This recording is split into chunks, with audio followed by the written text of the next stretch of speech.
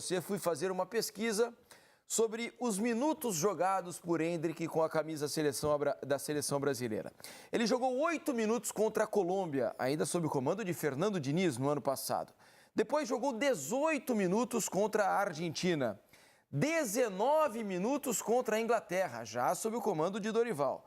45 minutos contra a Espanha. E hoje mais 30 minutos. Eu fiz as contas, eu sou bom de matemática, Mansur.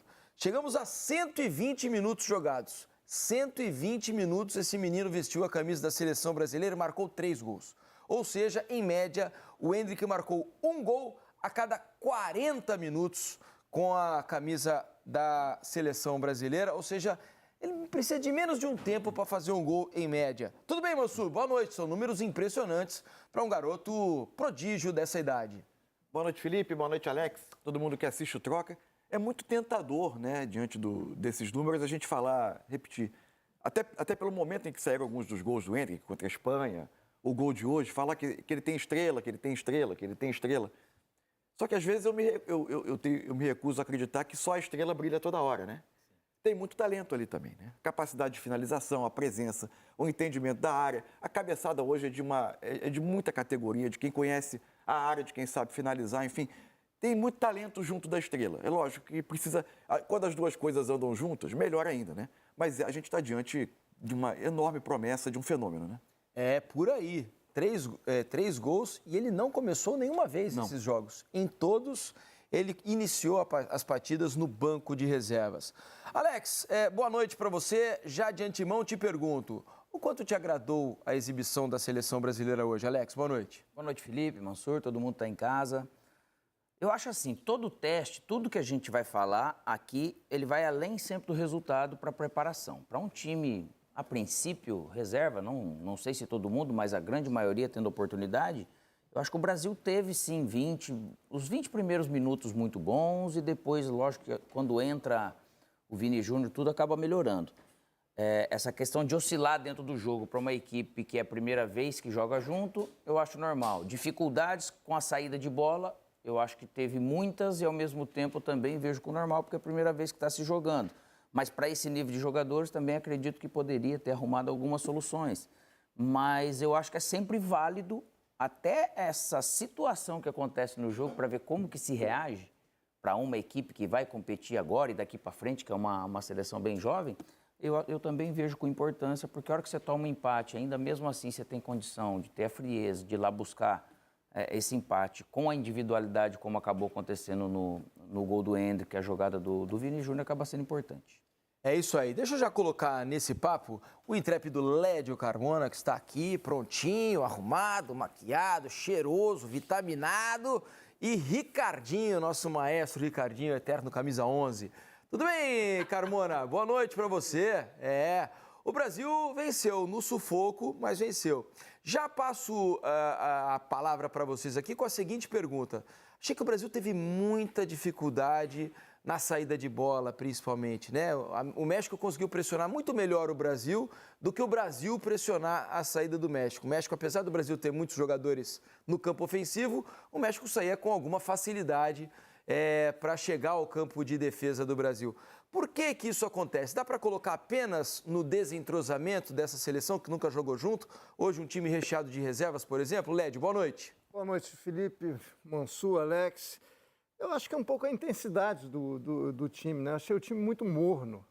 O México é pior que o Brasil, é pior que o Brasil B. Esse é um novo México, é uma nova seleção. O México está remontando o time, tirou figuras poderosas do futebol, está começando um novo time. Então, é um time que está começando uma caminhada e também não é uma geração tão rica assim. E quando quis, ele teve intensidade na marcação e forçou muito o erro do Brasil. Eu achei o Brasil forte nesse início de jogo, quando o Andrés Pereira faz o gol com 5 minutos. Golaço, né, Lédio? Na escapada do Savinho, servindo o Andrés, deixou 2 no chão do México.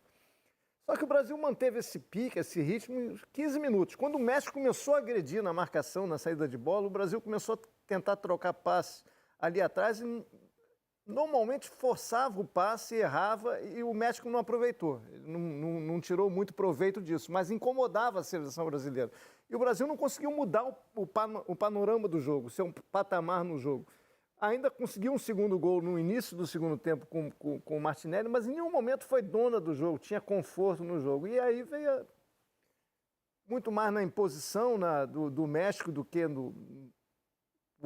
por mecanismos treinados do time mexicano, que nem treinamento tem. É um time que está começando, volto a dizer. O Brasil ainda tomou 2 gols por erros defensivos, o time tentando administrar muito antes da hora, sem forçar a jogada, e acabou premiado pelo talento do Endrick no final. Acho que não dá para você tirar muitas conclusões. É um amistoso, todo mundo tira o pé em amistoso, as seleções europeias, as seleções sul-americanas. Então, você tem que dar esse desconto. A questão do amistoso está cada vez sendo mais amistoso. Mas o Brasil, pelo menos no final, mostrou que, como aconteceu contra a Espanha, contra a Inglaterra, que foram jogos muito mais pegados, muito mais intensos e bem menos amistosos, que tem de onde tirar. E o Endrick é um tesouro que o Dorival Júnior e o futebol brasileiro ganharam. Impressionante, cara. Os números são... Só na era Dorival Júnior, que ele assumiu um protagonismo. E ele fez 3 gols em 3 jogos, e 3 gols decisivos, né, Ricardinho? É de tirar o chapéu, cara. É algo histórico que a gente está vendo. Tudo bem, Ricardinho? Boa noite, meu amigo. Bem-vindo ao Troca de Passes. Ô, Ricardinho, se você tivesse que apontar assim, já que o Dorival optou por não dar sequência ao time titular e colocar todo mundo para jogar nesse primeiro amistoso, quem ganhou pontos com o treinador? Quem você imagina pela atuação que teve hoje diante do México, que o Dorival, opa, esse aqui botou uma pulga atrás da minha orelha aqui, esse menino precisa entrar mais, ganhar mais minutos. Na sua opinião, quem se destacou, Ricardinho? Boa noite. Tudo bem, Felipe? Tudo ótimo. Tudo bem, Mansur, Alex? Não vale responder, Endrick. Hã? Não vale responder, Endrick. Não, o Endrick é simples, é fácil. Precisa de pontos, né? Não. Eu acho que o Savinho fez um primeiro tempo muito bom, não só pelo lance do gol do Andrés Pereira, mas eu acho que ele fez um primeiro tempo de uma alternativa individual e de jogadas muito boa. Acho que o Andrés Pereira também no primeiro tempo, não só pelo gol, ele criou uma outra jogada um pouquinho antes pelo lado direito, como meia, chegando na área. Mas também acho que a postura da seleção, depois dos 15, 20 minutos, atrapalhou um pouco esses jogadores de frente. Porque a seleção trabalhava muito a bola na parte defensiva e, além de não desafogar a defesa, errava. E aí você traz o adversário para o teu campo sem necessidade. Se existe uma falta de entrosamento, que ela pode acontecer, porque cada um vem de um time, você tem que procurar minimizar isso como? Simplifica a sua jogada. Quanto mais você deixar a bola longe da tua área... Ah, mas o Savinho, o Martinelli, eles estão marcados. Joga neles marcados. Jogador de qualidade nunca vai jogar solto.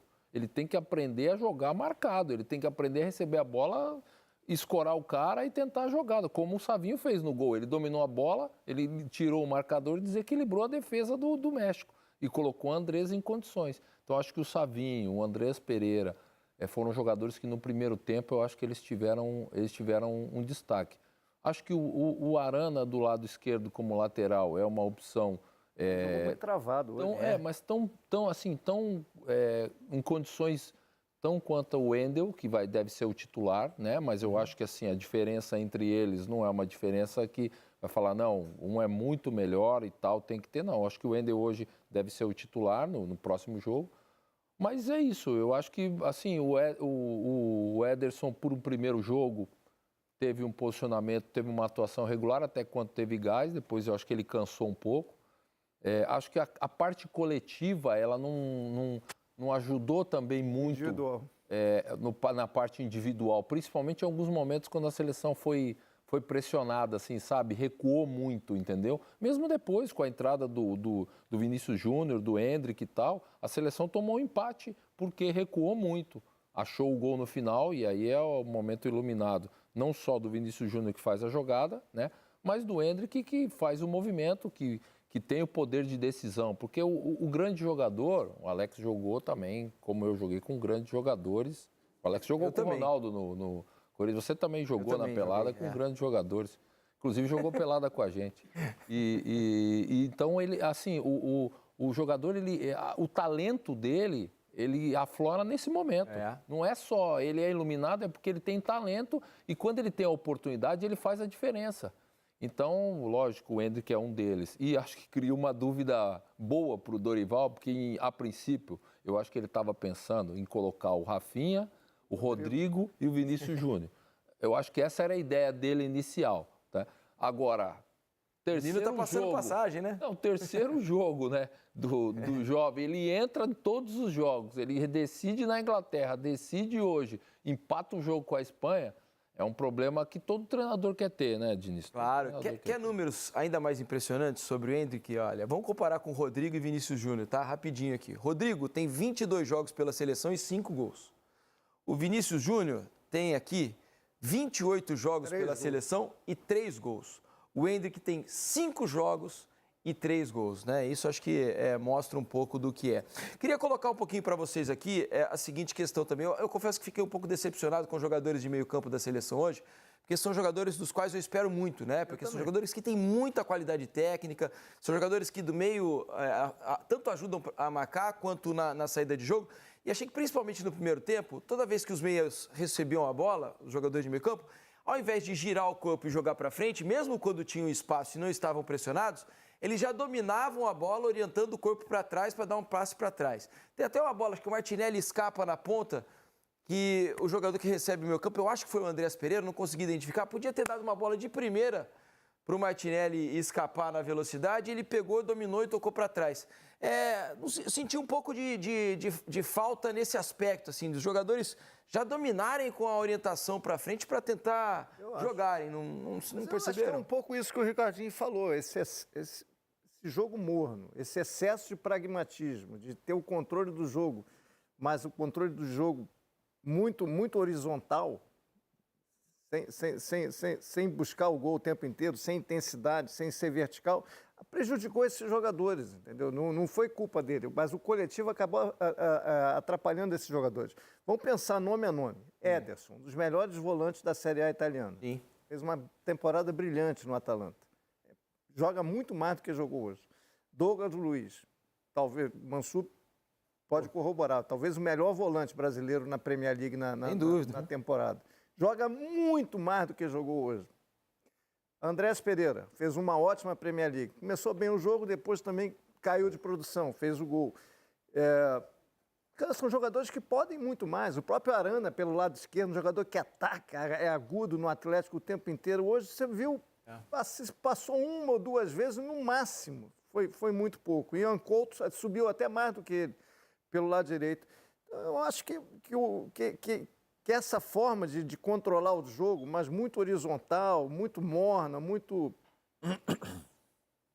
pensando muito em administrar essa característica de amistoso, acabou tirando desses jogadores a oportunidade de mostrar o brilho que eles têm, de fato eles têm. Eles podem muito mais. Ganharam o jogo, o Brasil ganhou o jogo, mas eu esperava mais deles. Mas eu acho que a culpa não foi deles, cara. A culpa foi da maneira com a qual o Brasil jogou, que acabou sendo premiada com o gol do Endrick no final, mas no coletivo engoliu todos esses jogadores que eu falei hoje, que eles poderiam ter mostrado muito mais. Cada um, o Diniz, cada um tem uma visão e uma filosofia, né?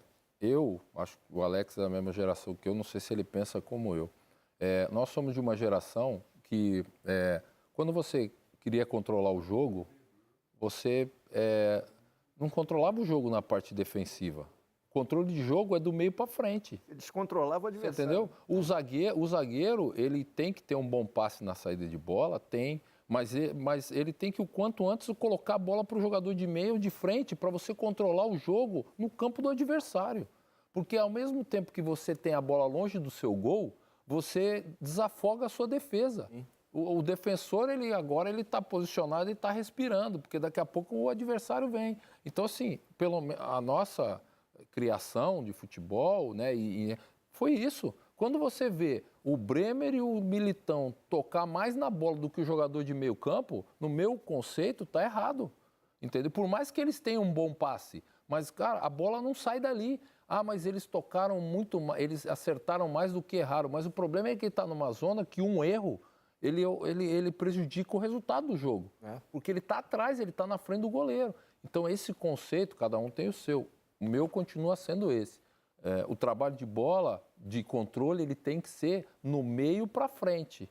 Quando você fica com a bola atrás, você, além de chamar o adversário, você corre o risco, não tem jeito. Mas, enfim, cada um tem a sua, né, a sua maneira de ver. Eu não acho correto. Por isso que eu falei várias vezes, eu falei, olha, o Brasil tem que parar de ficar trabalhando a bola atrás, porque se errar, vai dar condição ao adversário de chegar ao gol. Ricardo, e tem uma situação, estava a gente assistindo o jogo e o Felipe, né, comentando sobre isso, realmente foram muitas bolas de pegar e me estranhou até muito mais o Douglas Luiz, dele pegar e tocar para trás, para o lado. E o futebol tem momentos que você tem que... Não dá para treinar tudo, o Ricardo foi treinador, dá para você treinar tudo que vai acontecer no jogo? Não dá, ainda mais com um trabalho curto do jeito que está. Se eu estou com a marcação encaixada, eu tenho que criar um tipo de movimento para alguém receber. Isso, às vezes, é durante o jogo. Isso nós não vimos acontecer. Para esses jogadores desse nível, eles também... A gente é de uma época que você tem que procurar algum tipo de solução. Para essa bola que vem, ela chega no lateral, o Martinelli sempre aqui de costa com o cara. Pô, por que eu não posso vir para dentro? Eu abro o corredor. Se o cara marcar o corredor, ele recebe no fundo... Sabe assim, são coisas que são básicas. Eu não posso ficar 90 minutos fazendo o mesmo movimento, que hoje todo mundo é muito estudado. E se fica dessa forma, é muito fácil de você mapear. E, naturalmente, e não está dando certo uma maneira que eu estou querendo sair jogando, eu preciso ter um plano B. Eu preciso ter algo, né, cara? Então, o Brasil não conseguiu fazer isso, na verdade. Mas aí tem duas questões, né? Primeiro que a gente precisa sempre pensar. A gente está olhando para um time de um treinador que assumiu em março, fez 2 jogos e hoje colocou um time todo reserva em campo. Então, era natural que os mecanismos desse time fossem, de certa forma, limitados. Você não vai ter um amplo repertório para resolver problemas desde saída de bola, sob pressão adversária. A outra questão para mim é que o Brasil nunca conseguiu, aquilo que o Ricardinho estava falando, o Brasil tinha enorme dificuldade de se colocar no campo adversário com a bola controlada. Porque o México, a maneira como o México bem, né? pressionava o Brasil... O México tinha quase sempre 2 linhas de 4 e 2 homens na frente. Esses 2 homens na frente, se a bola estava com um dos zagueiros do Brasil, o homem desse lado pegava o zagueiro, o outro pegava o volante, oferecia como única opção de passe o outro defensor. E os outros estavam com encaixe individual o campo inteiro. Como o Brasil hoje me surpreendeu por vir propondo um jeito de jogar completamente diferente do que foi o Brasil contra a Inglaterra, que era um jogo de muita aproximação, mobilidade, era um time com os 2 pontas pisando linha lateral, o Andrés Pereira encostado quase no atacante, quase num 4-2-4, com distâncias enormes entre os meias. As opções para você sair dessa pressão eram muito limitadas. Todo mundo encaixadinho com a pressão, pouca opção de movimentação. O Brasil não conseguia se colocar no campo adversário para minimamente ter controle no campo adversário. As únicas opções de passe eram ou um zagueiro para o outro ou uma bola longa que acabava perdida. E o Evanilson nessa aí ficou perdidão, né? Eu discordo um pouco do Mansur. Porque, pelo contrário, quanto mais você tira o teu time do ataque, mais espaço você tem para trabalhar a bola no meio. Isso é o conceito, né? Quando você tira, você abre bem o jogo, você tem os 2 jogadores de meio. Como eles não tinham a iniciativa de virar e jogar, o Brasil tinha dificuldade. Porque se ele tem a iniciativa, eles não conseguem marcar. Essa que era a grande diferença. Quando você tira, né, os jogadores do seu campo, e o Brasil fez isso, né, você tem mais espaço para trabalhar a bola. É o contrário. Aí você tem a obrigação de sair para jogar. E não jogar para trás como fez. E outra coisa, quando o jogador está marcado, não adianta ficar esperando só o treinador avisar, vem para dentro. Cara, toma a iniciativa, meu. Você está dentro do jogo, você está vendo que ali não está pegando dando, na bola. Escuta, vem um pouquinho para dentro. Ô, Martinelli, vem para dentro para dar para o Arana, porque aí o Arana vai apoiar. O Arana não apoiou porque o Martinelli ficou aberto o tempo todo na linha. E aí o lateral, como é que ele vai fazer? Ele só podia vir para dentro. Certo ou não? Então, assim, o Martinelli, vem para dentro. Savinho, não está dando, vem para dentro. Vamos encurtar um pouquinho, já que o campo diminuiu, né? 4 metros para cá, ou 5 para lá, vamos diminuir um pouquinho mais o espaço e vamos trabalhar a bola. É ao contrário. E isso o Brasil não fez, independentemente do treino. E se precisa mais treino, então hoje ele tinha que usar o tempo para botar mais tempo o time principal dele. Certo ou não? Hoje ele tinha que fazer isso. Joga 45 times para dar mais entrosamento. Foi o que eu falei aqui antes do jogo. Eu achava que era um tempo importante para botar os titulares e dar corpo, cara, a esse time. Deixa eu agradecer aqui, Lédio Carmona. Fala aí, rapaziada, trazendo mais um vídeo aqui no nosso canal. E nesse vídeo para falar da vitória da seleção brasileira contra o México, 3-2 para o Brasil. Os gols do Brasil marcados pelo Andréas Pereira, o Gabriel Martinelli e o Endrick. O Endrick marcou aos 50 minutos do segundo tempo e foi o gol da vitória. A joia do Palmeiras aí, né, que já está vendido para o Real Madrid, mais uma vez decidindo para a seleção brasileira. Os gols do México marcados pelo Quiñones e o Guilherme Martínez. Esses fizeram os gols do México. E o Dorival Júnior segue invicto aí no comando da seleção brasileira e o Endrick brilhando a cada partida. Gostou do vídeo? Deixa o seu like, se inscreva no canal, ativa o sininho das notificações. Forte abraço a todos e até o nosso próximo vídeo aqui no nosso canal.